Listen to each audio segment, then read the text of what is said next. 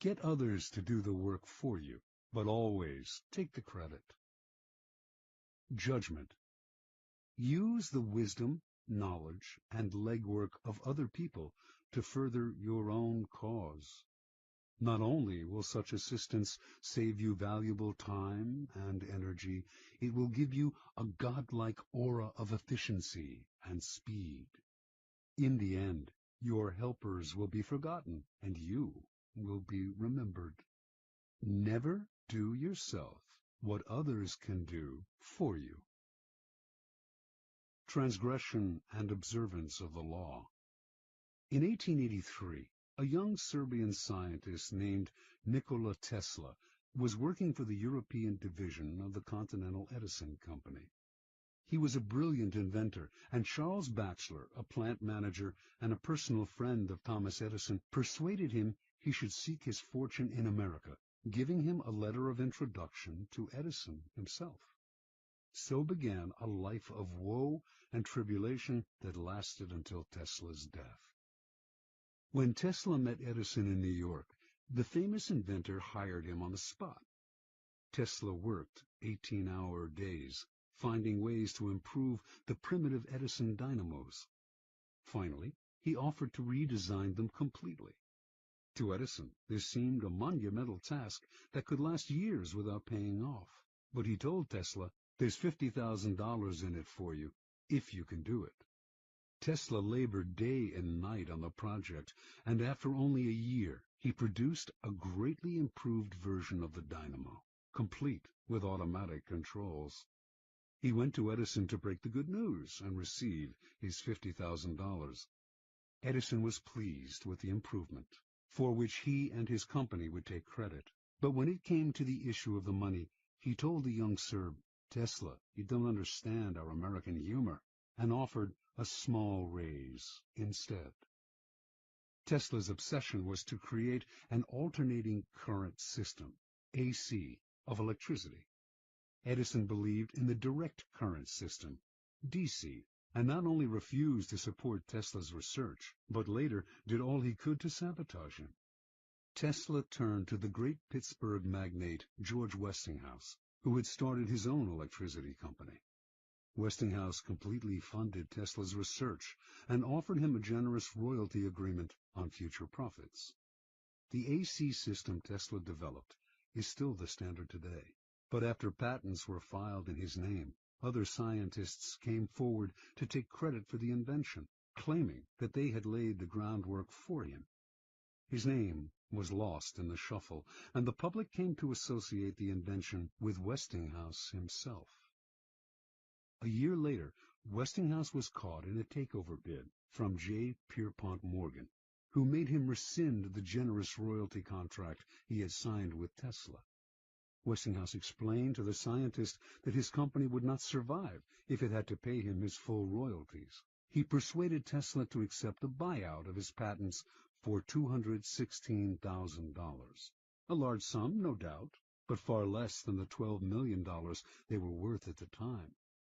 The financiers had divested Tesla of the riches, the patents, and essentially the credit for the greatest invention of his career. The name of Guglielmo Marconi is forever linked with the invention of radio. But few know that in producing his invention, he broadcast a signal across the English Channel in 1899. Marconi made use of a patent Tesla had filed in 1897, and that his work depended on Tesla's research. Once again, Tesla received no money and no credit. Tesla invented an induction motor as well as the AC power system, and he is the real father of radio. Yet none of these discoveries bear his name. As an old man, he lived in poverty. In 1917, during his later impoverished years, Tesla was told he was to receive the Edison Medal of the American Institute of Electrical Engineers. He turned the medal down. "You propose," he said, "to honor me with a medal which I could pin upon my coat and strut for a vain hour before the members of your institute. You would decorate my body and continue to let starve for failure to supply recognition my mind and its creative products, which have supplied the foundation upon which the major portion of your institute exists." Interpretation. Many harbor the illusion that science, dealing with facts as it does, is beyond the petty rivalries that trouble the rest of the world. Nikola Tesla was one of those. He believed science had nothing to do with politics, and claimed not to care for fame and riches. As he grew older, though, this ruined his scientific work. Not associated with any particular discovery, he could attract no investors to his many ideas. While he pondered great inventions for the future, others stole the patents he had already developed and got the glory for themselves. He wanted to do everything on his own, but merely exhausted and impoverished himself in the process. Edison was Tesla's polar opposite. He wasn't actually much of a scientific thinker or inventor. He once said that he had no need to be a mathematician because he could always hire one. That was Edison's main method. He was really a businessman and publicist, spotting the trends and the opportunities that were out there, then hiring the best in the field to do the work for him. If he had to, he would steal from his competitors. Yet his name is much better known than Tesla's, and is associated with more inventions. The lesson is twofold. First, the credit for an invention or creation is as important, if not more important, than the invention itself. You must secure the credit for yourself and keep others from stealing it away or from piggybacking on your hard work. To accomplish this, you must always be vigilant and ruthless, keeping your creation quiet until you can be sure there are no vultures circling overhead. Second, learn to take advantage of other people's work to further your own cause. Time is precious and life is short. If you try to do it all on your own, you run yourself ragged, waste energy, and burn yourself out. It is far better to conserve your forces, pounce on the work others have done, and find a way to make it your own. Keys to power. This is the essence of the law. Learn to get others to do the work for you, while you take the credit, and you appear to be of godlike strength and power. If you think it important to do all the work yourself, you will never get far, and you will suffer the fate of the Teslas of the world. Find people with the skills and creativity you lack. Either hire them, while putting your own name on top of theirs, or find a way to take their work and make it your own. Their creativity thus becomes yours, and you seem a genius to the world. Law 8. Make other people come to you. Use bait if necessary. Judgment. When you force the other person to act, you are the one in control. It is always better to make your opponent come to you, abandoning his own plans in the process. Lure him with fabulous gains, then attack. You hold the cards. Observance of the law. At the Congress of Vienna in 1814, the major powers of Europe gathered to carve up the remains of Napoleon's fallen empire. The city was full of gaiety, and the balls were the most splendid in memory. Hovering over the proceedings, however, was the shadow of Napoleon himself. Instead of being executed or exiled far away, he had been sent to the island of Elba, not far from the coast of Italy. Even imprisoned on an island, a man as bold and creative as Napoleon Bonaparte made everyone nervous. The Austrians plotted to kill him on Elba, but decided it was too risky. Alexander I, Russia's temperamental czar, heightened the anxiety by throwing a fit during the Congress when a part of Poland was denied him. "Beware, I shall loose the monster," he threatened. Everyone knew he meant Napoleon. Of all the statesmen gathered in Vienna, only Talleyrand, Napoleon's former foreign minister, seemed calm and unconcerned. It was as if he knew something the others did not. Meanwhile, on the island of Elba, Napoleon's life was a mockery of his previous glory. As Elba's king, he had been allowed to form a court. There was a cook, a wardrobe mistress, an official pianist, and a handful of courtiers. All this was designed to humiliate Napoleon, and it seemed to work. That winter, however, there occurred a series of events so strange and dramatic they might have been scripted in a play. Elba was surrounded by British ships, their cannons covering all possible exit points. Yet somehow In broad daylight, on 26 February 1815, a ship with 900 men on board picked up Napoleon and put to sea. The English gave chase, but the ship got away. This almost impossible escape astonished the public throughout Europe and terrified the statesmen at the Congress of Vienna. Although it would have been safer to leave Europe, Napoleon not only chose to return to France, he raised the odds by marching on Paris with a tiny army in hopes of recapturing the throne. His strategy worked. People of all classes threw themselves at his feet. An army under Marshal Ney sped from Paris to arrest him, but when the soldiers saw their beloved former leader, they changed sides. Napoleon was declared emperor again. Volunteers swelled the ranks of his new army. Delirium swept the country. In Paris, crowds went wild. The king who had replaced Napoleon fled the country. For the next 100 days, Napoleon ruled France. Soon, however, the giddiness subsided. France was bankrupt, its resources nearly exhausted, and there was little Napoleon could do about this. At the Battle of Waterloo in June of that year, he was finally defeated for good. This time, his enemies had learned their lesson. They exiled him to the barren island of St. Helena off the west coast of Africa. There, he had no more hope of escape. Interpretation. Only years later did the facts of Napoleon's dramatic escape from Elba come to light. Before he decided to attempt this bold move, visitors to his court had told him that he was more popular in France than ever, and that the country would embrace him again. One of these visitors was Austria's General Kohler, who convinced Napoleon that if he escaped, the European powers, England included, would welcome him back into power.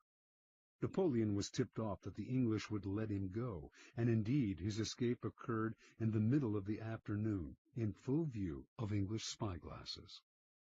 What Napoleon did not know was that there was a man behind it all, pulling the strings, and that this man was his former minister, Talleyrand. And Talleyrand was doing all this, not to bring back the glory days, but to crush Napoleon once and for all. Considering the emperor's ambition unsettling to Europe's stability, he had turned against him long ago. When Napoleon was exiled to Elba, Talleyrand had protested. Napoleon should be sent farther away, he argued, or Europe would never have peace. But no one listened. Instead of pushing his opinion, Talleyrand bided his time. Working quietly, he eventually won over Castlereagh and Metternich, the foreign ministers of England and Austria. Together, these men baited Napoleon into escaping. Even Kohler's visit, to whisper the promise of glory in the exile's ear, was part of the plan. Like a master card player, Talleyrand figured everything out in advance. He knew Napoleon would fall into the trap he had set. He also foresaw that Napoleon would lead the country into a war which, given France's weakened condition, could only last a few months. One diplomat in Vienna, who understood that Talleyrand was behind it all, said, "He has set the house ablaze in order to save it from the plague." Keys to power. How many times has this scenario played itself out in history? An aggressive leader initiates a series of bold moves that begin by bringing him much power. Slowly, however, his power reaches a peak, and soon everything turns against him. His numerous enemies band together, trying to maintain his power. He exhausts himself going in this direction and that, and inevitably he collapses. The reason for this pattern is that the aggressive person is rarely in full control. He cannot see more than a couple of moves ahead, cannot see the consequences of this bold move or that one, because he is constantly being forced to react to the moves of his ever-growing host of enemies, and to the unforeseen consequences of his own rash actions. His aggressive energy is turned against him. In the realm of power, you must ask yourself, what is the point of chasing here and there trying to solve problems and defeat my enemies if I never feel in control? Why am I always having to react to events instead of directing them? The answer is simple. Your idea of power is wrong. You have mistaken aggressive action for effective action. And most often, the most effective action is to stay back, keep calm, and let others be frustrated by the traps you lay for them, playing for long-term power rather than quick victory. Remember, the essence of power is the ability to keep the initiative, to get others to react to your moves, to keep your opponent and those around you on the defensive. When you make other people come to you, you suddenly become the one controlling the situation, and the one who has control has power. Two things must happen to place you in this position. You yourself must learn to master your emotions and never to be influenced by anger. Meanwhile, however, you must play on people's natural tendency to react angrily when pushed and baited. In the long run, the ability to make others come to you is a weapon far more powerful than any tool of aggression. Manipulation is a dangerous game. Once someone suspects he is being manipulated, it becomes harder and harder to control him. But when you make your opponent come to you, you create the illusion that he is controlling the situation. He does not feel the strings that pull him, just as Napoleon imagined that he himself was the master of his daring escape and return to power.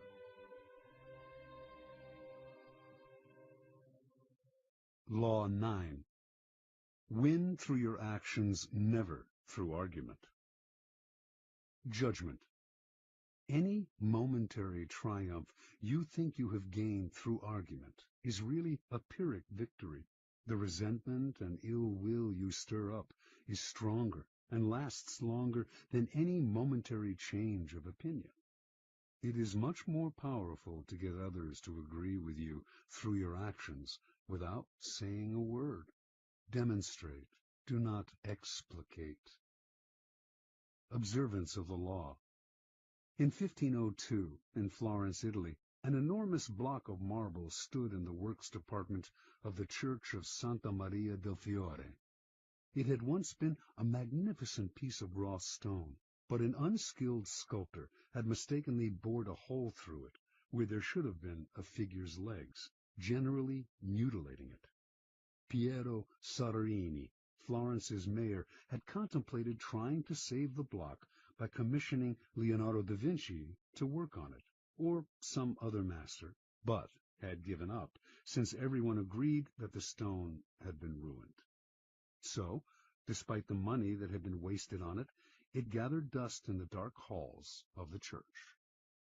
This was where things stood until some Florentine friends of the great Michelangelo decided to write to the artist, then living in Rome. He alone, they said, could do something with the marble, which was still magnificent raw material. Michelangelo traveled to Florence, examined the stone, and came to the conclusion that he could, in fact, carve a fine figure from it, by adapting the pose to the way the rock had been mutilated. Soderini argued that this was a waste of time. Nobody could salvage such a disaster, but he finally agreed to let the artist work on it. Michelangelo decided he would depict a young David, sling in hand. Weeks later, as Michelangelo was putting the final touches on the statue, Soderini entered the studio. Fancying himself a bit of a connoisseur, he studied the huge work and told Michelangelo that while he thought it was magnificent, the nose, he judged, was too big. Michelangelo realized that Soderini was standing in a place right under the giant figure and did not have the proper perspective. Without a word, he gestured for Soderini to follow him up the scaffolding. Reaching the nose, he picked up his chisel, as well as a bit of marble dust that lay on the planks. With Soderini just a few feet below him on the scaffolding, Michelangelo started to tap lightly with the chisel, letting the bits of dust he had gathered in his hand to fall little by little. He actually did nothing to change the nose, but gave every appearance of working on it. After a few minutes of the charade, he stood aside. "Look at it now." "I like it better," replied Soderini. "You've made it come alive." Interpretation. Michelangelo knew that by changing the shape of the nose, he might ruin the entire sculpture. Yet Soderini was a patron who prided himself on his aesthetic judgment. To offend such a man by arguing would not only gain Michelangelo nothing, it would put future commissions in jeopardy. Michelangelo was too clever to argue.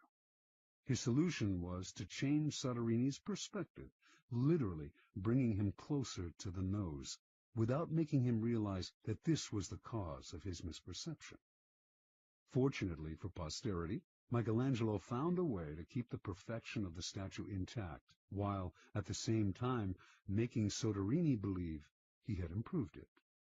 Such is the double power of winning through actions rather than argument. No one is offended, and your point is proven. Keys to power. In the realm of power, you must learn to judge your moves by their long-term effects on other people. The problem in trying to prove a point or gain a victory through argument is that in the end you can never be certain how it affects the people you're arguing with. They may appear to agree with you politely, but inside they may resent you. Or perhaps something you said inadvertently even offended them. Words have that insidious ability to be interpreted according to the other person's mood and insecurities. Even the best argument has no solid foundation, for we have all come to distrust the slippery nature of words. And days after agreeing with someone, we often revert to our old opinion out of sheer habit. Understand this. Words are a dime a dozen. Everyone knows that in the heat of an argument we will all say anything to support our cause. We will quote the Bible, refer to unverifiable statistics. Who can be persuaded by bags of air like that? Action and demonstration are much more powerful and meaningful. They are there before our eyes for us to see. Yes, now the statue's nose does look just right. There are no offensive words, no possibility of misinterpretation. No one can argue with a demonstrated proof. As Balthazar Gracian remarks, the truth is generally seen, rarely heard. Law 10. Infection. Avoid the unhappy and unlucky. Judgment. You can die from someone else's misery. Emotional states are as infectious as diseases. You may feel you are helping the drowning man, but you are only precipitating your own disaster. The unfortunate sometimes draw misfortune on themselves. They will also draw it on you. Associate with the happy and fortunate instead. Transgression of the law. Born in Limerick, Ireland in 1818, Marie Gilbert came to Paris in the 1840s to make her fortune as a dancer and performer. Taking the name Lola Montez, her mother was of distant Spanish descent. She claimed to be a flamenco dancer from Spain. By 1845, her career was languishing, and to survive, she became a courtesan, quickly one of the more successful in Paris. Only one man could salvage Lola's dancing career, Alexandre Dujarier, owner of the newspaper with the largest circulation in France, and also the newspaper's drama critic. She decided to woo and conquer him. Investigating his habits, she discovered that he went riding every morning. An excellent horsewoman herself, she rode out one morning and accidentally ran into him. Soon they were riding together every day. A few weeks later, Lola moved into his apartment. For a while, the two were happy together. With Dujarrier's help, Lola began to revive her dancing career. Despite the risk to his social standing, Dujarrier told friends he would marry her in the spring. Lola had never told him that she had eloped at age 19 with an Englishman and was still legally married. Although Dujarrier was deeply in love, his life started to slide downhill. His fortunes in business changed, and influential friends began to avoid him. One night, Dujarrier was invited to a party, attended by some of the wealthiest young men in Paris. Lola wanted to go too, but he would not allow it. They had their first quarrel, and Dujarrier attended the party by himself. There, hopelessly drunk, he insulted an influential drama critic, Jean-Baptiste Rosemond de Beauvalon, perhaps because of something the critic had said about Lola. The following morning, Beauvalon challenged him to a duel. Beauvalon was one of the best pistol shots in France. Dujarrier tried to apologize, but the duel took place, and he was shot and killed. Thus ended the life of one of the most promising young men of Paris society. Devastated, Lola left Paris. In 1846, Lola Montez found herself in Munich, where she decided to woo and conquer King Ludwig of Bavaria. The best way to Ludwig, she discovered, was through his aide-de-camp, Count Otto von Rechberg, a man with a fondness for pretty girls. One day, when the Count was breakfasting at an outdoor cafe, Lola rode by on her horse, was accidentally thrown from the saddle, and landed at Rechberg's feet. The Count rushed to help her, and was enchanted. He promised to introduce her to Ludwig. Rechberg arranged an audience with the king for Lola, but when she arrived in the anteroom, she could hear the king saying he was too busy to meet a favor-seeking stranger. Lola pushed aside the sentries and entered his room anyway. In the process, the front of her dress somehow got torn, perhaps by her, perhaps by one of the sentries, and to the astonishment of all, most especially the king, her bare breasts were brazenly exposed. Lola was granted her audience with Ludwig. 55 hours later, she made her debut on the Bavarian stage. The reviews were terrible, but that did not stop Ludwig from arranging more performances. Ludwig was, in his own words, bewitched by Lola. He started to appear in public with her on his arm, and then he bought and furnished an apartment for her on one of Munich's most fashionable boulevards. Although he had been known as a miser and was not given to flights of fancy, he started to shower Lola with gifts and to write poetry for her. Now his favored mistress, she catapulted to fame and fortune overnight. Lola began to lose her sense of proportion. One day, when she was out riding, an elderly man rode ahead of her, a bit too slowly for her liking. Unable to pass him, she began to slash him with her riding crop. On another occasion, she took her dog, unleashed, out for a stroll. The dog attacked a passer-by, but instead of helping the man get the dog away, she whipped him with the leash. Incidents like this infuriated the stolid citizens of Bavaria, but Ludwig stood by Lola, and even had her naturalized as a Bavarian citizen. The king's entourage tried to wake him to the dangers of the affair, but those who criticized Lola were summarily fired. While Bavarians who had loved their king now outwardly disrespected him, Lola was made a countess, had a new palace built for herself, and began to dabble in politics, advising Ludwig on policy. She was the most powerful force in the kingdom. Her influence in the king's cabinet continued to grow, and she treated the other ministers with disdain. As a result, riots broke out throughout the realm. A once peaceful land was virtually in the grip of civil war, and students everywhere were chanting, "Raus mit Lola!" By February of 1848, Ludwig was finally unable to withstand the pressure. With great sadness, he ordered Lola to leave Bavaria immediately. She left, but not until she was paid off. For the next 5 weeks, the Bavarians' wrath was turned against their formerly beloved king. In March of that year, he was forced to abdicate. Lola Montez moved to England. More than anything, she needed respectability, and despite being married, she still had not arranged a divorce from the Englishman she had wed years before. She set her sights on George Trafford Heald, a promising young army officer who was the son of an influential barrister. Although he was 10 years younger than Lola, and could have chosen a wife among the prettiest and wealthiest young girls of English society, Heald fell under her spell. They were married in 1849. Soon, arrested on the charge of bigamy, she skipped bail, and she and Heald made their way to Spain. They quarreled horribly, and on one occasion Lola slashed him with a knife. Finally, she drove him away. Returning to England, he found he had lost his position in the army. Ostracized from English society, he moved to Portugal, where he lived in poverty. After a few months, his short life ended in a boating accident. A few years later, the man who published Lola Montez's autobiography went bankrupt.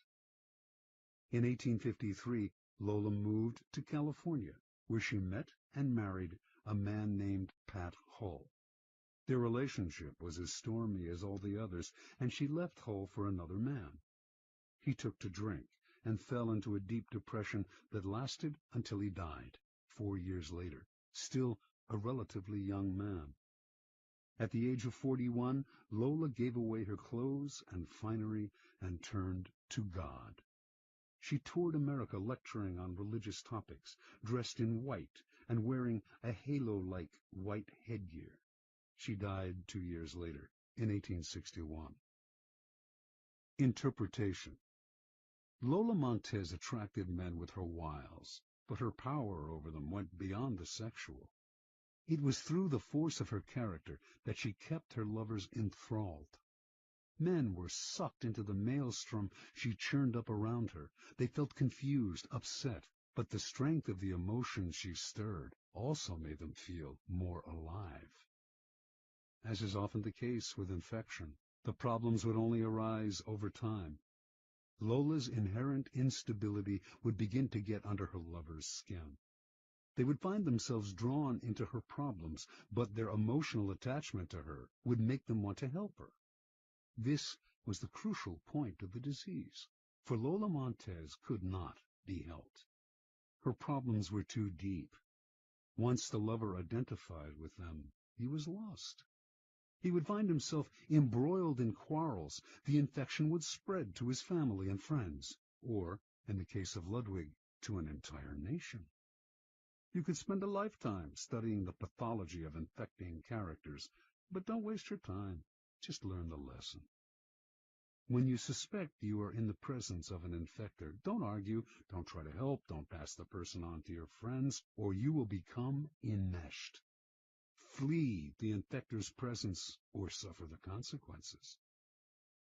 Keys to power. Those misfortunates among us who have been brought down by circumstances beyond their control deserve all the help and sympathy we can give them. But there are others who are not born to misfortune or unhappiness, but who draw it upon themselves by their destructive actions and unsettling effect on others. It would be a great thing if we could raise them up, change their patterns, but more often than not, it is their patterns that end up getting inside and changing us. The incurably unhappy and unstable have a particularly strong infecting power because their characters and emotions are so intense. They often present themselves as victims, making it difficult, at first, to see their miseries as self-inflicted. Before you realize the real nature of their problems, you have been infected by them. Understand this. In the game of power, the people you associate with are critical. The risk of associating with infectors is that you will waste valuable time and energy trying to free yourself. Through a kind of guilt by association, you will also suffer in the eyes of others. Never underestimate the dangers of infection. Law 11. Learn to keep people dependent on you. Judgment. To maintain your independence, you must always be needed and wanted. The more you are relied on, the more freedom you have. Make people depend on you for their happiness and prosperity, and you have nothing to fear. Never teach them enough so that they can do without you. Observance of the law.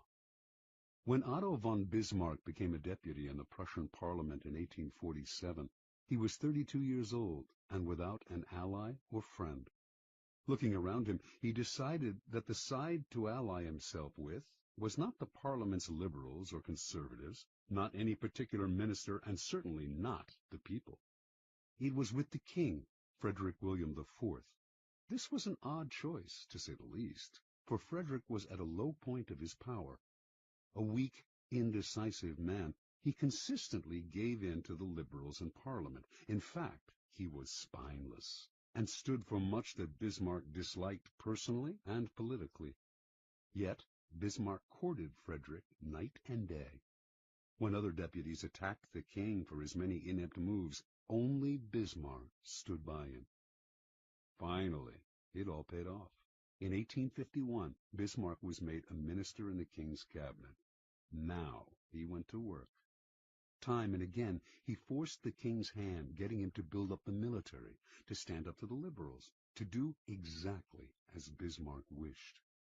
He worked on Frederick's insecurity about his manliness, challenging him to be firm and to rule with pride. And he slowly restored the king's powers until the monarchy was once again the most powerful force in Prussia. When Frederick died in 1861, his brother William assumed the throne. William disliked Bismarck intensely and had no intention of keeping him around. But he also inherited the same situation his brother had, enemies galore who wanted to nibble his power away.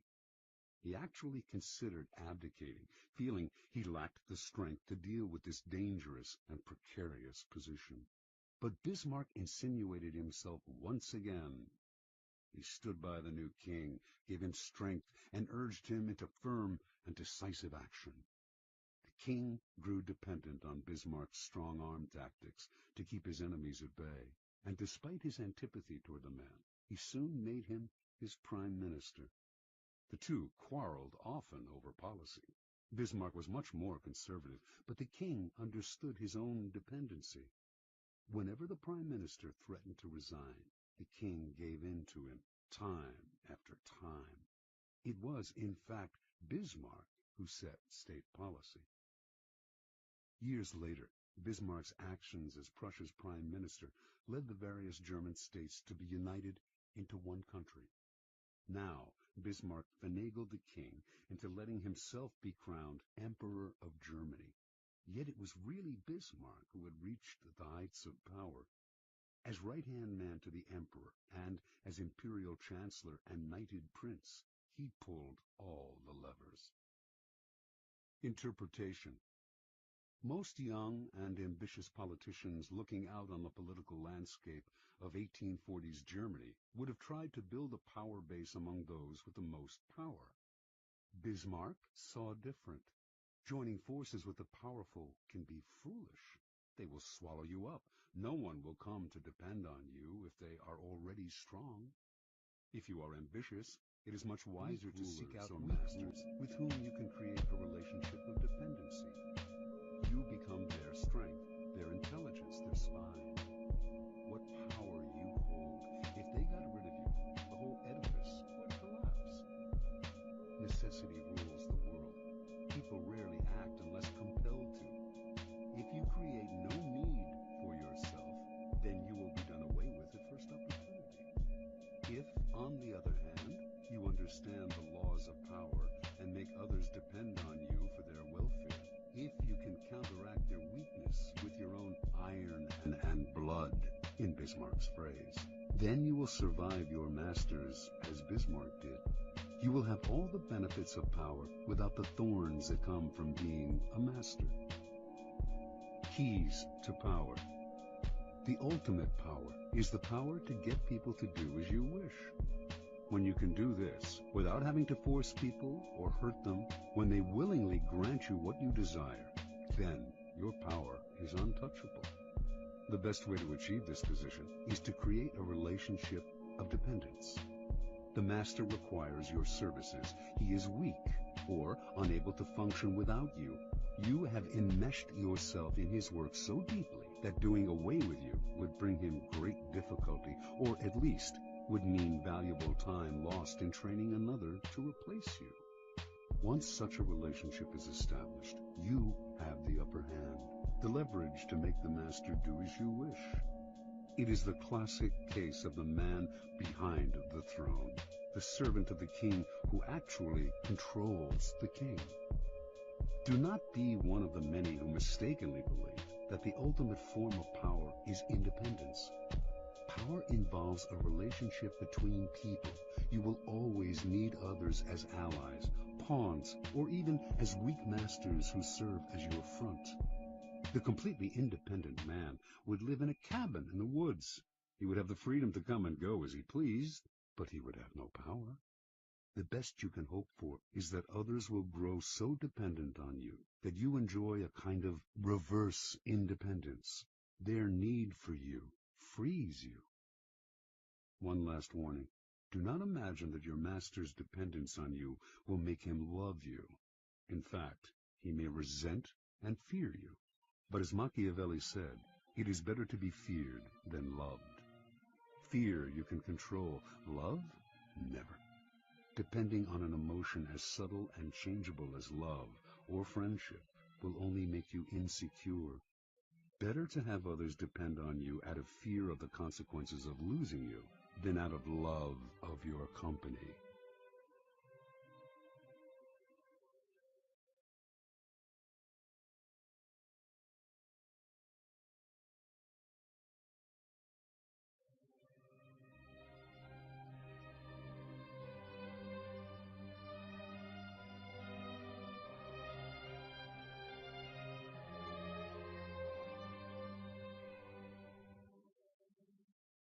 Law 12.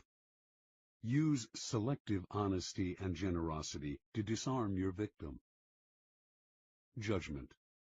One sincere and honest move will cover over dozens of dishonest ones.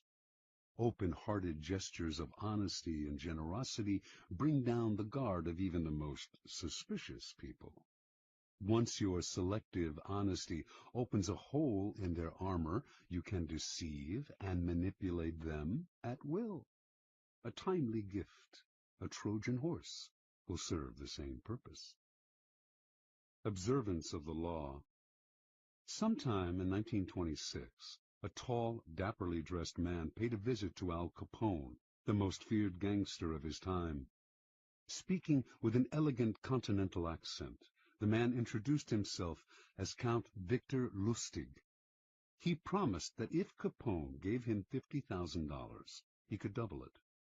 Capone had more than enough funds to cover the investment, but he wasn't in the habit of entrusting large sums to total strangers. He looked the Count over. Something about the man was different, his classy style, his manner, and so Capone decided to play along. He counted up the bills personally and handed them to Lustig. "Okay, Count," said Capone. "Double it in 60 days like you said." Lustig left with the money, put it in a safe deposit box in Chicago, then headed to New York, where he had several other money-making schemes in progress. The $50,000 remained in the bank box untouched. Lustig made no effort to double it. 2 months later, he returned to Chicago, took the money from the box, and paid Capone another visit.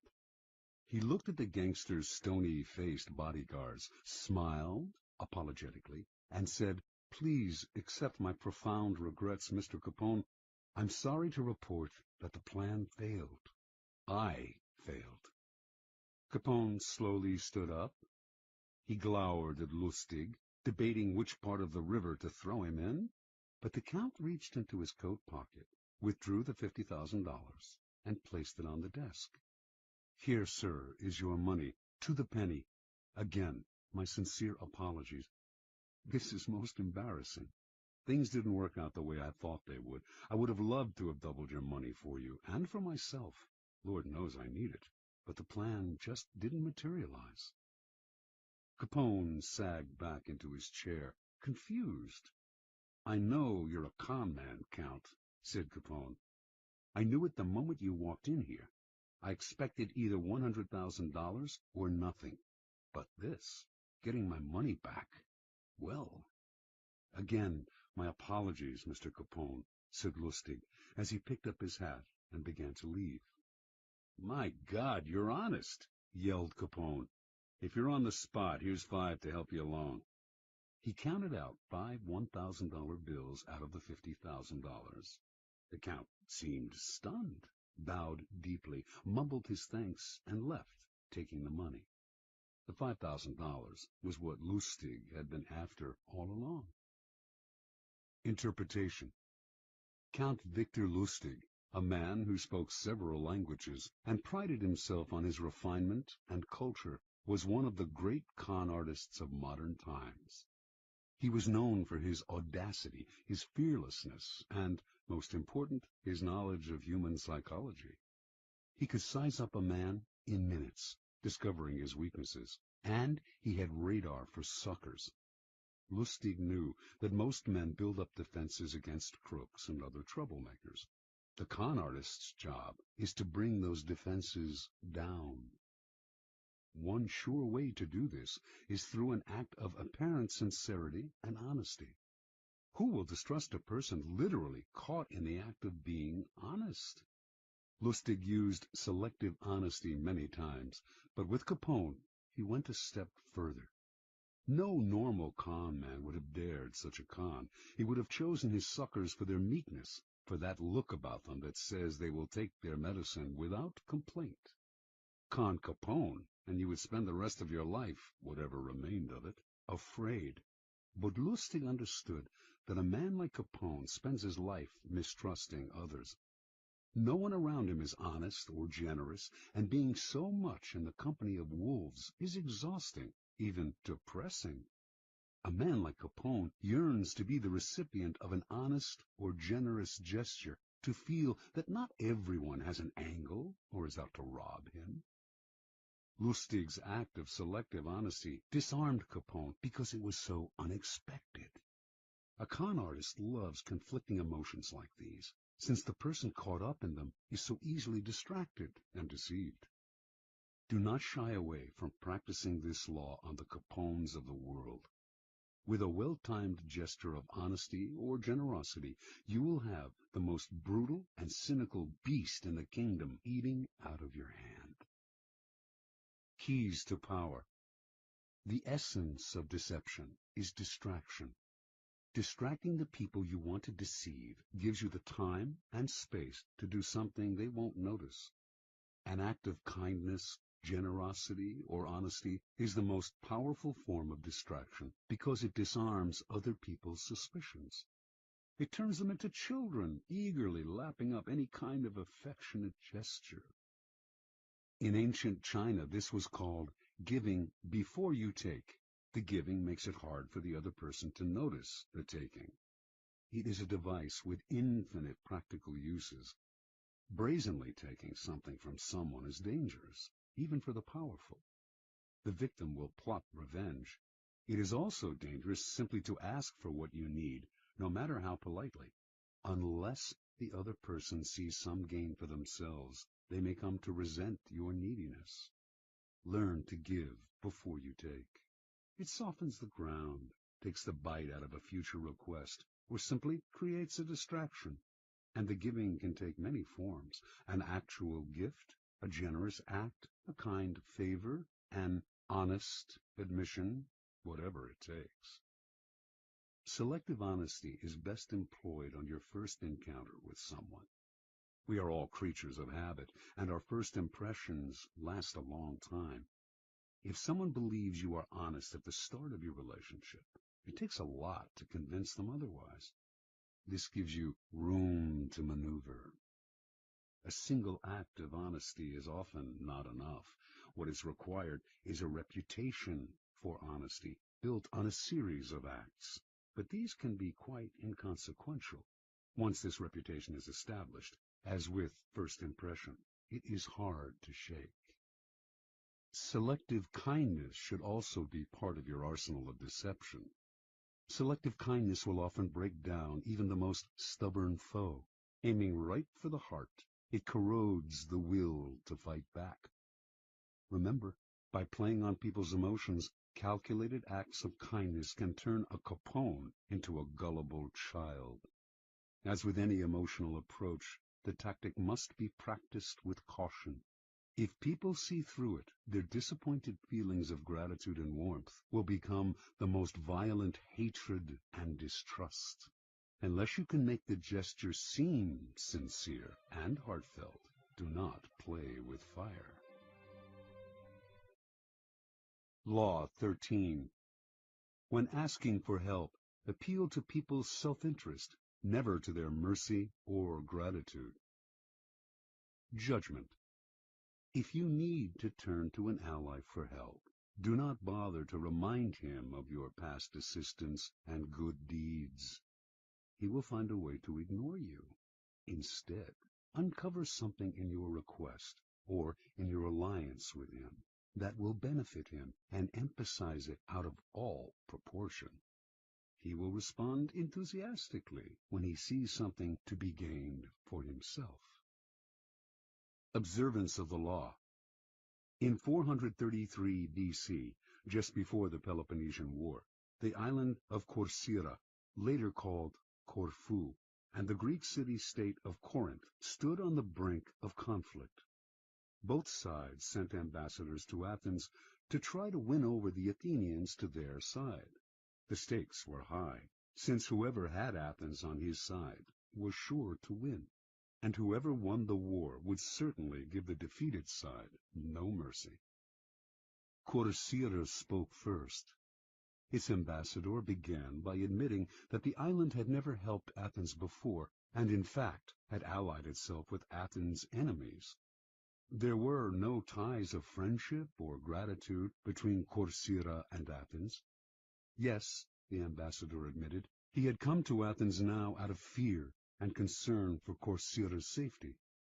The only thing he could offer was an alliance of mutual interests. Corcyra had a navy only surpassed in size and strength by Athens' own. An alliance between the two states would create a formidable force, one that could intimidate the rival state of Sparta. That, unfortunately, was all Corcyra had to offer. The representative from Corinth then gave a brilliant, passionate speech, in sharp contrast to the dry, colorless approach of the Corcyran. He talked of everything Corinth had done for Athens in the past. He asked how it would look to Athens' other allies if the city put an agreement with a former enemy over one with a present friend, one that had served Athens' interest loyally. Perhaps those allies would break their agreements with Athens if they saw that their loyalty was not valued. He referred to Hellenic law and the need to repay Corinth for all its good deeds. He finally went on to list the many services Corinth had performed for Athens and the importance of showing gratitude to one's friends. After the speech, the Athenians debated the issue in an assembly. On the second round, they voted overwhelmingly to ally with Corcyra and drop Corinth. Interpretation. History has remembered the Athenians nobly, but they were the preeminent realists of classical Greece. With them, all the rhetoric, all the emotional appeals in the world could not match a good pragmatic argument, especially one that added to their power. What the Corinthian ambassador did not realize was that his references to Corinth's past generosity to Athens only irritated the Athenians, subtly asking them to feel guilty and putting them under obligation. The Athenians could care less about past favors and friendly feelings. At the same time, they knew that if their other allies thought them ungrateful for abandoning Corinth, these city-states would still be unlikely to break their ties to Athens, the preeminent power in Greece. Athens ruled its empire by force and would simply compel any rebellious ally to return to the fold. When people choose between talk about the past and talk about the future, a pragmatic person will always opt for the future and forget the past. As the Corcyrans realized, it is always best to speak pragmatically to a pragmatic person, and in the end, most people are, in fact, pragmatic. They will rarely act against their own self-interest. Keys to power. In your quest for power, you will constantly find yourself in the position of asking for help from those more powerful than you. There is an art to asking for help, an art that depends on your ability to understand the person you are dealing with and to not confuse your needs with theirs. Most people never succeed at this because they are completely trapped in their own wants and desires. They start from the assumption that the people they are appealing to have a selfless interest in helping them. They talk as if their needs mattered to these people, who probably couldn't care less. Sometimes they refer to larger issues, a great cause, or grand emotions such as love and gratitude.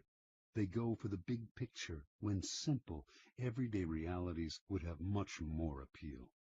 What they do not realize is that even the most powerful person is locked inside needs of his own, and that if you make no appeal to his self-interest, he merely sees you as desperate, or at best, a waste of time. A key step in the process is to understand the other person's psychology. Is he vain? Is he concerned about his reputation or his social standing? Does he have enemies you could help him vanquish? Is he simply motivated by money and power? When the Mongols invaded China in the 12th century, they threatened to obliterate a culture that had thrived for over 2,000 years. Their leader, Genghis Khan, saw nothing in China but a country that lacked pasturing for his horses, and he decided to destroy the place, leveling all its cities, for it would be better to exterminate the Chinese and let the grass grow. It was not a soldier, a general, or a king who saved the Chinese from devastation, but a man named Yelu Chutsai. A foreigner himself, Chutsai had come to appreciate the superiority of Chinese culture. He managed to make himself a trusted advisor to Genghis Khan, and persuaded him that he would reap riches out of the place if instead of destroying it, he simply taxed everyone who lived there. Khan saw the wisdom in this, and did as Chutsai advised. When Khan took the city of Kaifeng after a long siege and decided to massacre its inhabitants, as he had in other cities that had resisted him, Chutsai told him that the finest craftsmen and engineers in China had fled to Kaifeng, and it would be better to put them to use. Kaifeng was spared. Never before had Genghis Khan shown such mercy, but then it really wasn't mercy that saved Kaifeng. Chutsai knew Khan well. He was a barbaric peasant who cared nothing for culture, or indeed for anything other than warfare and practical results. Chutsai chose to appeal to the only emotion that would work on such a man: greed. Self-interest is the lever that will move people. Once you make them see how you can in some way meet their needs or advance their cause, their resistance to your requests for help will magically fall away. At each step on the way to acquiring power, you must train yourself to think your way inside the other person's mind, to see their needs and interests, to get rid of the screen of your own feelings that obscure the truth. Master this art, and there will be no limits to what you can accomplish. Law 14. Pose as a friend, work as a spy. Judgment. Knowing about your rival is critical. Use spies to gather valuable information that will keep you a step ahead. Better still, play the spy yourself. In polite social encounters, learn to probe. Ask indirect questions to get people to reveal their weaknesses and intentions. There is no occasion that is not an opportunity for artful spying. Observance of the law. Joseph Duveen was undoubtedly the greatest art dealer of his time. From 1904 to 1940, he almost single-handedly monopolized America's millionaire art collecting market. But one prize plum eluded him: the industrialist Andrew Mellon. Before he died, Duveen was determined to make Mellon a client. Duveen's friends said this was an impossible dream. Mellon was a stiff, taciturn man. The stories he had heard about the congenial, talkative Duveen rubbed him the wrong way. He had made it clear he had no desire to meet the man.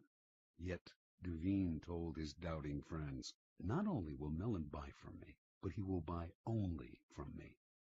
For several years he tracked his prey, learning the man's habits, tastes, phobias. To do this, he secretly put several of Mellon's staff on his own payroll, worming valuable information out of them. By the time he moved into action, he knew Mellon about as well as Mellon's wife did. In 1921, Mellon was visiting London and staying in a palatial suite on the third floor of Claridge's Hotel. Duveen booked himself into the suite just below Mellon's on the second floor. He had arranged for his valet to befriend Mellon's valet, and on the fateful day he had chosen to make his move, Mellon's valet told Duveen's valet, who told Duveen that he had just helped Mellon on with his overcoat and that the industrialist was making his way down the corridor to ring for the lift. Duveen's valet hurriedly helped Duveen with his own overcoat. Seconds later, Duveen entered the lift, and lo and behold, there was Mellon. "How do you do, Mr. Mellon?" said Duveen, introducing himself. "I am on my way to the National Gallery to look at some pictures." How uncanny! That was precisely where Mellon was headed.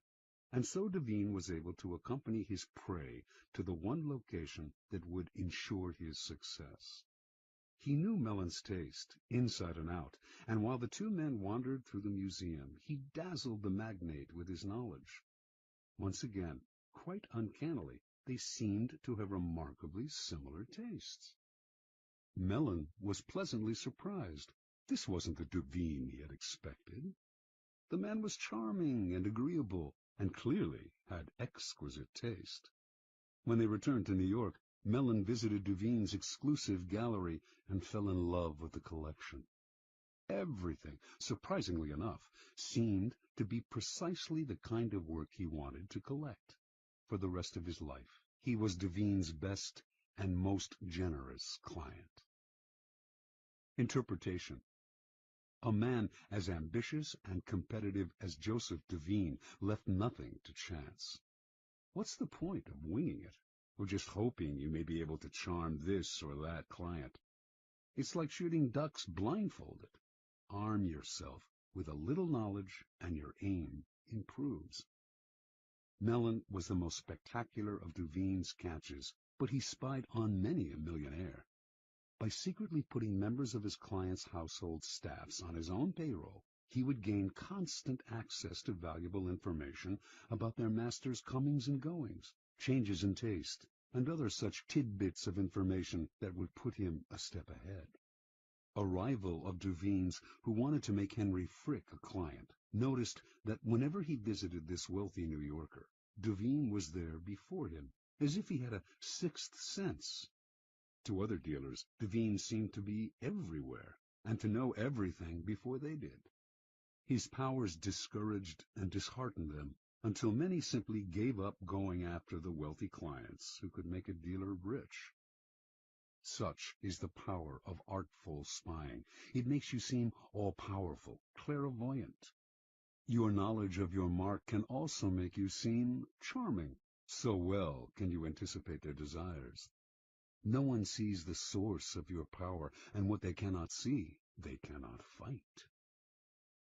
Keys to power. In the realm of power, your goal is a degree of control over future events. Part of the problem you face, then, is that people won't tell you all their thoughts, emotions, and plans.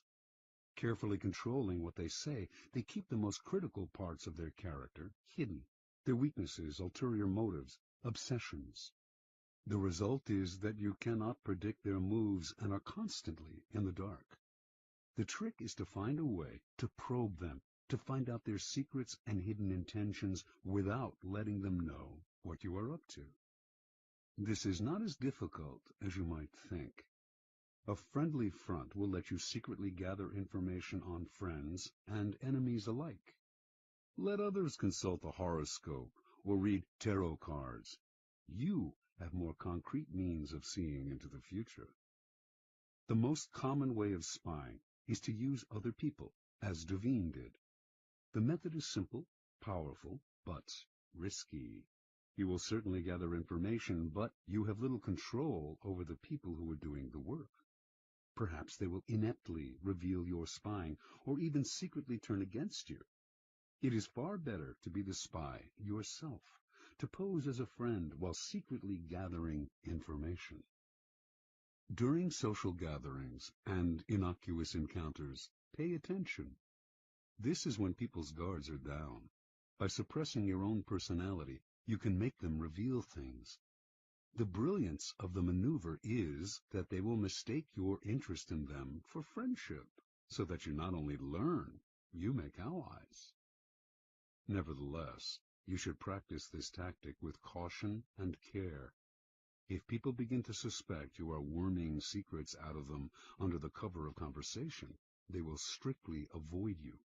Emphasize friendly chatter, not valuable information.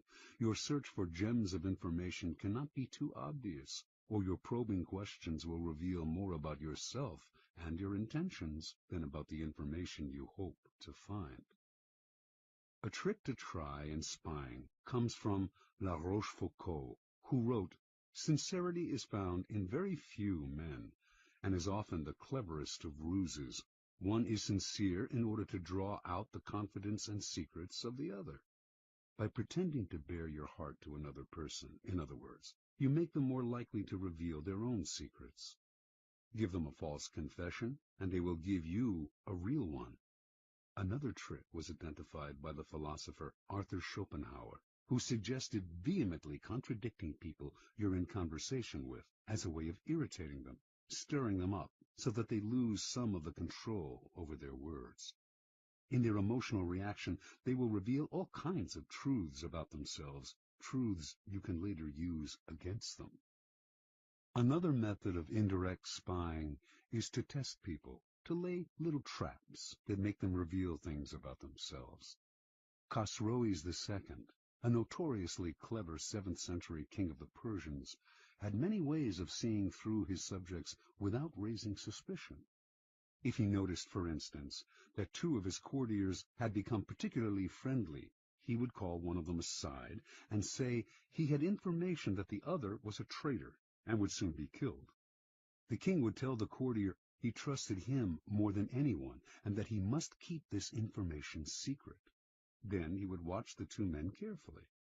If he saw that the second courtier had not changed in his behavior toward the king, he would conclude that the first courtier had kept the secret, and he would quickly promote the man, later taking him aside to confess, "I meant to kill your friend because of certain information that had reached me, but when I investigated the matter, I found it was untrue." If, on the other hand, the second courtier started to avoid the king, acting aloof and tense, Khosroes would know that the secret had been revealed.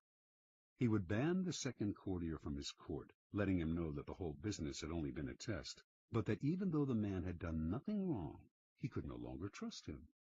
The first courtier, however, had revealed the secret, and him Khosroes would ban from his entire kingdom. It may seem an odd form of spying that reveals not empirical information, but a person's character. Often, however, it is the best way of solving problems before they arise. By tempting people into certain acts, you learn about their loyalty, their honesty, and so on. And this kind of knowledge is often the most valuable of all. Armed with it, you can predict their actions in the future.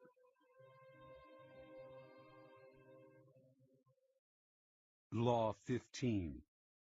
Crush your enemy totally. Judgment. All great leaders since Moses have known that a feared enemy must be crushed completely. Sometimes they have learned this the hard way. If one ember is left alight, no matter how dimly it smolders, a fire will eventually break out. More is lost through stopping halfway than through total annihilation. The enemy will recover and will seek revenge. Crush him. not only in body, but in spirit. Transgression of the law. No rivalry between leaders is more celebrated in Chinese history than the struggle between Xiang Yu and Liu Bang. These two generals began their careers as friends, fighting on the same side. Xiang Yu came from the nobility, large and powerful, given to bouts of violence and temper, a bit dull-witted. He was yet a mighty warrior who always fought at the head of his troops. Liu Bang came from peasant stock. He had never been much of a soldier and preferred women and wine to fighting. In fact, he was something of a scoundrel, but he was wily, and he had the ability to recognize the best strategists, keeping them as his advisors, and listen to their advice. He had risen in the army through these strengths. In 208 BC, the king of Chu sent two massive armies to conquer the powerful kingdom of Qin. One army went north, under the generalship of Sung Yi, with Xiang Yu second in command. The other, led by Liu Bang, headed straight toward Qin. The target was the kingdom's splendid capital, Xianyang, and Xiang Yu, ever violent and impatient, could not stand the idea that Liu Bang would get to Xianyang first, and perhaps would assume command of the entire army. At one point on the northern front, Xiang's commander, Sung Yi, hesitated in sending his troops into battle. Furious, Xiang entered Sung Yi's tent, proclaimed him a traitor, cut off his head, and assumed sole command of the army. Without waiting for orders, he left the northern front and marched directly on Xianyang. He felt certain he was the better soldier and general than Liu, but, to his utter astonishment, his rival, leading a smaller, swifter army, managed to reach Xianyang first. Xiang had an advisor, Fan Tseng, who warned him, this village headman, Liu Bang, used to be greedy only for riches and women, but since entering the capital, he has not been led astray by wealth, wine, or sex. That shows he is aiming high. Fan Tseng urged Xiang to kill his rival before it was too late. He told the general to invite the wily peasant to a banquet at their camp outside Xianyang, and, in the midst of a celebratory sword dance, to have his head cut off. The invitation was sent. Liu fell for the trap and came to the banquet. But Xiang hesitated in ordering the sword dance, and by the time he gave the signal, Liu had sensed a trap and managed to escape. "Bah!" cried Fan Tseng in disgust, seeing that Xiang had botched the plot. "One cannot plan with a simpleton. Liu Bang will steal your empire yet, and make us all his prisoners." Realizing his mistake, Xiang hurriedly marched on Xianyang, this time determined to hack off his rival's head. Liu was never one to fight when the odds were against him, and he abandoned the city. Xiang captured Xianyang, murdered the young prince of Qin, and burned the city to the ground. Liu was now Xiang's bitter enemy, and he pursued him for many months, finally cornering him in a walled city. Lacking food, his army in disarray, Liu sued for peace. Again, Fan Tseng warned Xiang, "Crush him now. If you let him go again, you will be sorry later." But Xiang decided to be merciful. He wanted to bring Liu back to Chu alive, and to force his former friend to acknowledge him as master. But Fan proved right. Liu managed to use the negotiations for surrender as a distraction, and he escaped with a small army. Xiang, amazed that he had yet again let his rival slip away, once more set out after Liu, this time with such ferocity that he seemed to have lost his mind. A few weeks later, in the thick of the hunt, Xiang scattered his forces unwisely, and in a surprise attack, Liu was able to surround his main garrison. For the first time, the tables were turned. Now it was Xiang who sued for peace. Liu's top advisor urged him to destroy Xiang, crush his army, show no mercy. Making a false treaty, he lured Xiang into relaxing his defense, then slaughtered almost all of his army. Shiyang managed to escape. Alone and on foot, knowing that Liu had put a bounty on his head, he came upon a small group of his own retreating soldiers and cried out, "I hear Liu Bang has offered 1,000 pieces of gold and a fief of 10,000 families for my head. Let me do you a favor." Then he slit his own throat and died. Interpretation. This is the fate that faces all of us when we sympathize with our enemies, when pity or the hope of reconciliation makes us pull back from doing away with them. We only strengthen their fear and hatred of us. We have beaten them, and they are humiliated, yet we nurture these resentful vipers who will one day kill us. Power cannot be dealt with this way. It must be exterminated, crushed, and denied the chance to return to haunt us. This is all the truer with a former friend who has become an enemy. The law governing fatal antagonisms reads, reconciliation is out of the question. Only one side can win, and it must win totally. Liu Bang learned this lesson well.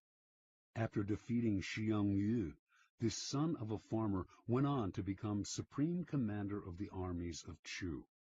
Crushing his next rival, the king of Chu, his own former leader, he crowned himself emperor, defeated everyone in his path, and went down in history as one of the greatest rulers of China, the immortal Han Gao-tzu, founder of the Han Dynasty.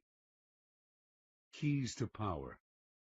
It is no accident that the story illustrating this law comes from China. Chinese history abounds with examples of enemies who were left alive and returned to haunt the lenient. Crush the enemy is a key strategic tenet of Sun Tzu, the 4th century BC author of The Art of War. The idea is simple. Your enemies wish you ill. There is nothing they want more than to eliminate you. If, in your struggles with them, you stop halfway or even 3/4 of the way, out of mercy or hope of reconciliation, you only make them more determined, more embittered, and they will someday take revenge. They may act friendly for the time being, but this is only because you have defeated them. They have no choice but to bide their time. The solution? Have no mercy. Crush your enemies as totally as they would crush you. Ultimately, the only peace and security you can hope for from your enemies is their disappearance. Law 16. Use absence to increase respect and honor.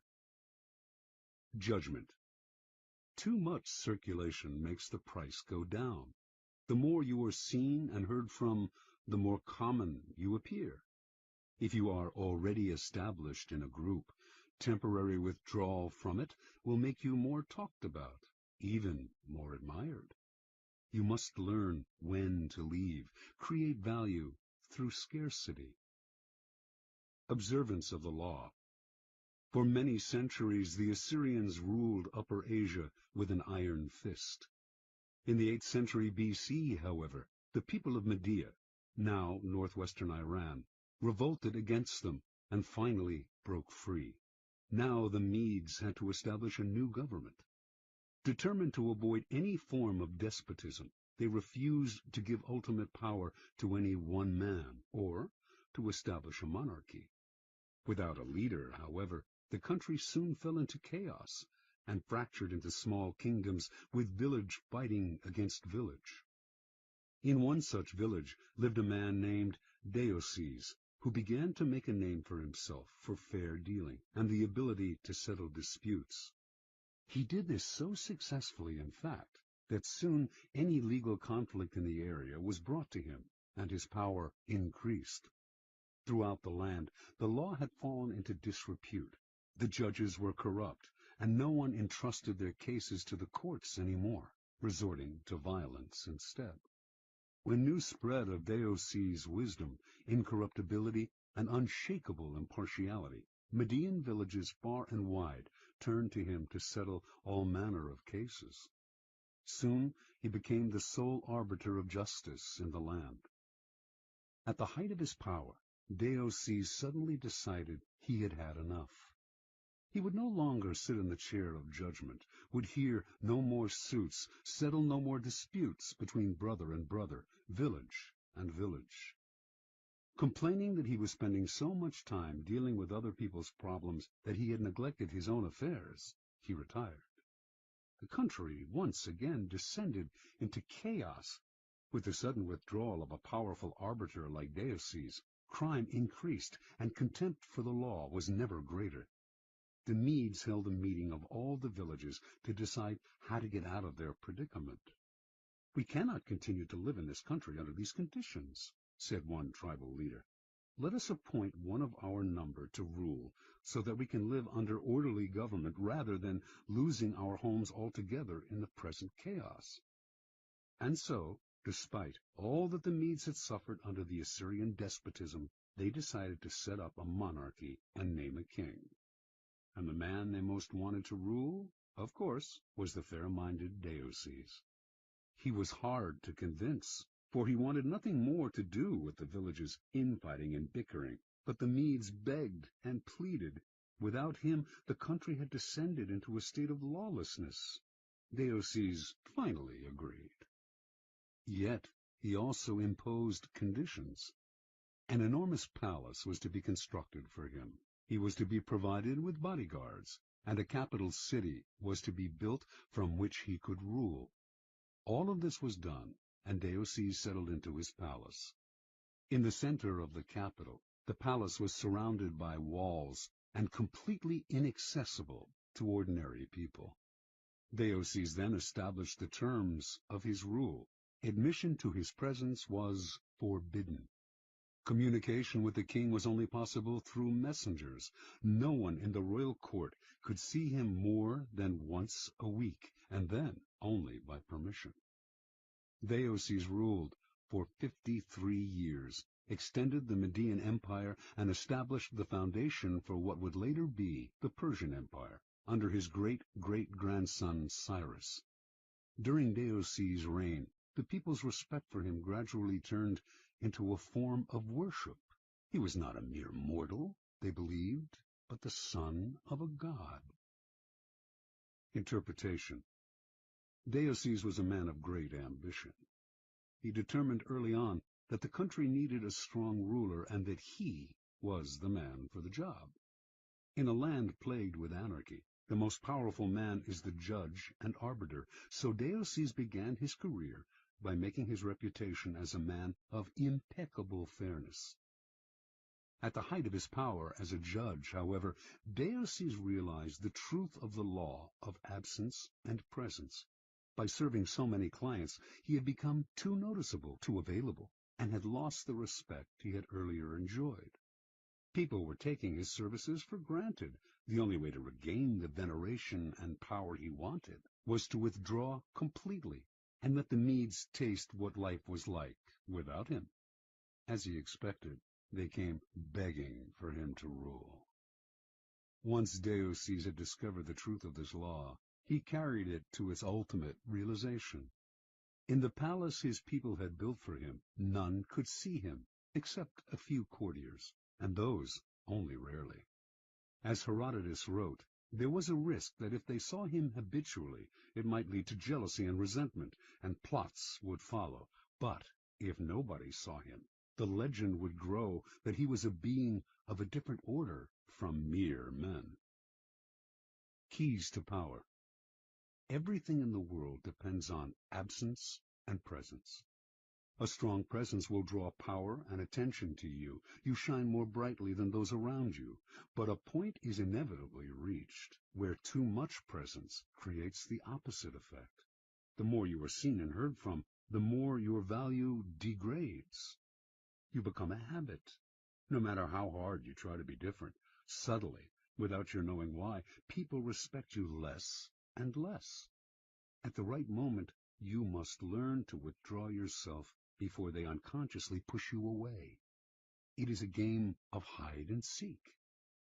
Another, more everyday side of this law, but one that demonstrates its truth even further, is the law of scarcity in the science of economics. By withdrawing something from the market, you create instant value. Extend the law of scarcity to your own skills. Make what you are offering the world rare and hard to find, and you instantly increase its value. There always comes a point when those in power overstay their welcome. We have grown tired of them, lost respect for them. We see them as no different from the rest of mankind, which is to say that we see them as rather worse, since we inevitably compare their current status in our eyes to their former one. There is an art to knowing when to retire. If it is done right, you regain the respect you had lost and retain a part of your power. Make yourself too available, and the aura of power you have created around yourself will wear away. Turn the game around. Make yourself less accessible, and you increase the value of your presence. Law 17. Keep others in suspense. Cultivate an air of unpredictability. Judgment. Humans are creatures of habit, with an insatiable need to see familiarity in other people's actions. Your predictability gives them a sense of control. Turn the tables. Be deliberately unpredictable. Behavior that seems to have no consistency or purpose will keep them off balance, and they will wear themselves out trying to explain your moves. Taken to an extreme, this strategy can intimidate and terrorize. Observance of the law. In May of 1972, chess champion Boris Spassky anxiously awaited his rival Bobby Fischer in Reykjavik, Iceland. The two men had been scheduled to meet for the World Championship of Chess, but Fischer had not arrived on time, and the match was on hold. Fischer had problems with the size of the prize money, problems with the way the money was to be distributed, problems with the logistics of holding the match in Iceland. He might back out at any moment. Spassky tried to be patient. His Russian bosses felt that Fischer was humiliating him and told him to walk away. But Spassky wanted this match. He knew he could destroy Fischer, and nothing was going to spoil the greatest victory of his career. So it seems that all our work may come to nothing, Spassky told a comrade. But what can we do? It is Bobby's move. If he comes, we play. If he does not come, we do not play. A man who was willing to commit suicide has the initiative. Fischer finally arrived in Reykjavik, but the problems and the threat of cancellation continued. He disliked the hall where the match was to be fought. He criticized the lighting. He complained about the noise of the cameras. He even hated the chairs in which he and Spassky were to sit. Now the Soviet Union took the initiative and threatened to withdraw their man. The bluff apparently worked. After all the weeks of waiting, the endless and infuriating negotiations, Fischer agreed to play. Everyone was relieved. No one more than Spassky, but on the day of the official introductions, Fischer arrived very late, and on the day when the match of the century was to begin, he was late again. This time, however, the consequences would be dire. If he showed up too late, he would forfeit the first game. What was going on? Was he playing some sort of mind game, or was Bobby Fischer perhaps afraid of Boris Spassky? It seemed to the assembled Grand Masters and to Spassky that this young kid from Brooklyn had a terrible case of the jitters. At 5:09, Fischer showed up exactly 1 minute before the match was to be cancelled. The first game of a chess tournament is critical, since it sets the tone for the months to come. It is often a slow and quiet struggle, with the two players preparing themselves for the war and trying to read each other's strategies. This game was different. Fischer made a terrible move early on, perhaps the worst of his career, and when Spassky had him on the ropes, he seemed to give up. Yet Spassky knew that Fischer never gave up. Even when facing checkmate, he fought to the bitter end, wearing the opponent down. This time, though, he seemed resigned. Then, suddenly, he broke out a bold move that put the room in a buzz. The move shocked Spassky, but he recovered and managed to win the game. But no one could figure out what Fischer was up to.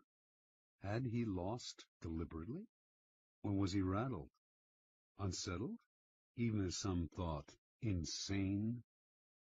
After his defeat in the first game, Fisher complained all the more loudly about the room, the cameras, and everything else. He also failed to show up on time for the second game. This time, the organizers had had enough. He was given a forfeit. Now he was down 2-0, a position from which no one had ever come back to win a chess championship. Fisher was clearly unhinged. Yet, in the third game, as all those who witnessed it remember, he had a ferocious look in his eye, a look that clearly bothered Spassky. And despite the hole he had dug for himself, he seemed supremely confident. He did make what appeared to be another blunder, as he had in the first game, but his cocky air made Spassky smell a trap. Yet, despite the Russian's suspicions, he could not figure out the trap, and before he knew it, Fisher had checkmated him. In fact, Fisher's unorthodox tactics had completely unnerved his opponent. At the end of the game, Fisher leaped up and rushed out, yelling to his confederates as he smashed a fist into his palm, "I'm crushing him with brute force." In the next games, Fisher pulled moves that no one had seen from him before, moves that were not his style. Now Spassky started to make blunders. After losing the sixth game, he started to cry. One grandmaster said, "After this, Spassky's got to ask himself if it's safe to go back to Russia." After the eighth game, Spassky decided he knew what was happening. Bobby Fischer was hypnotizing him. He decided not to look Fischer in the eye. He lost anyway. After the 14th game, he called a staff conference and announced, "An attempt is being made to control my mind." He wondered whether the orange juice they drank at the chess table could have been drugged. Maybe chemicals were being blown into the air. Finally, Spassky went public, accusing the Fischer team of putting something in the chairs that was altering Spassky's mind. The KGB went on alert. Boris Spassky was embarrassing the Soviet Union. The chairs were taken apart and x-rayed. A chemist found nothing unusual in them. The only things anyone found anywhere, in fact, were 2 dead flies in the lighting fixture. Spassky began to complain of hallucinations. He tried to keep playing, but his mind was unraveling. He could not go on. On September 2nd, he resigned. Although still relatively young, he never recovered from this defeat. Interpretation.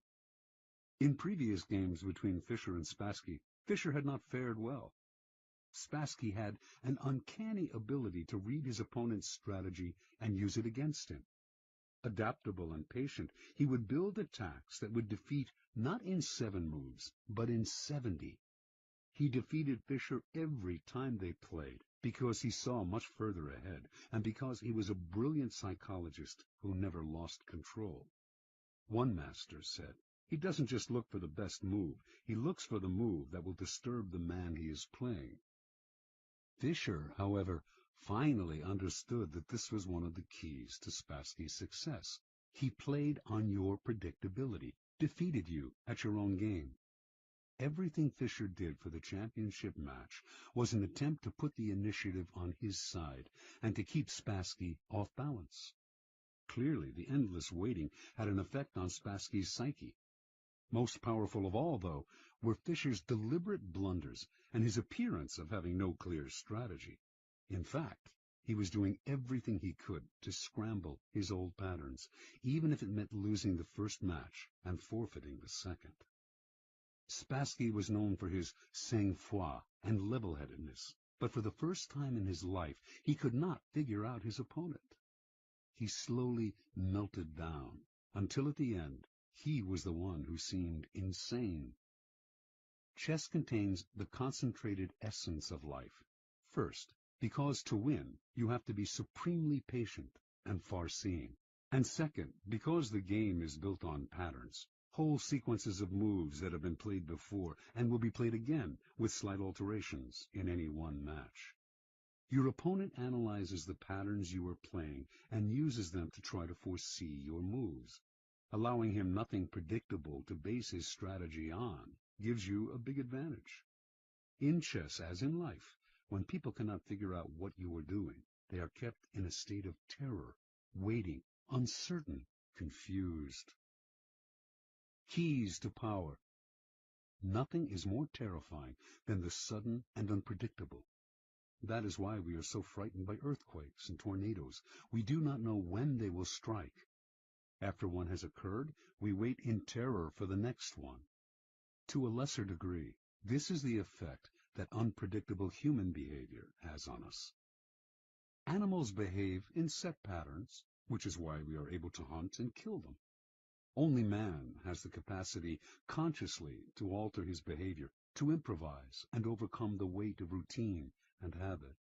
Yet most men do not realize this power. They prefer the comforts of routine, of giving in to the animal nature that has them repeating the same compulsive actions time and time again. They do this because it requires no effort, and because they mistakenly believe that if they do not unsettle others, they will be left alone. Understand, a person of power instills a kind of fear by deliberately unsettling those around him to keep the initiative on his side. You sometimes need to strike without warning to make others tremble when they least expect it. It is a device that the powerful have used for centuries. Unpredictability is most often the tactic of the master, but the underdog, too, can use it to great effect. If you find yourself outnumbered or cornered, throw in a series of unpredictable moves. Your enemies will be so confused that they will pull back or make a tactical blunder. People are always trying to read the motives behind your actions and to use your predictability against you.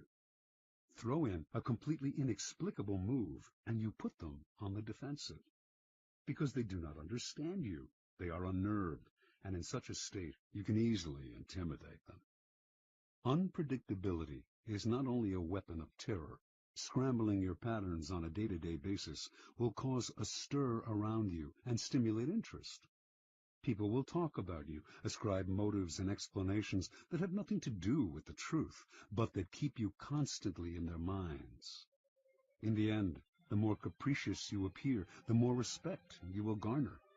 Only the terminally subordinate act in a predictable manner. Law 18. Do not build fortresses to protect yourself.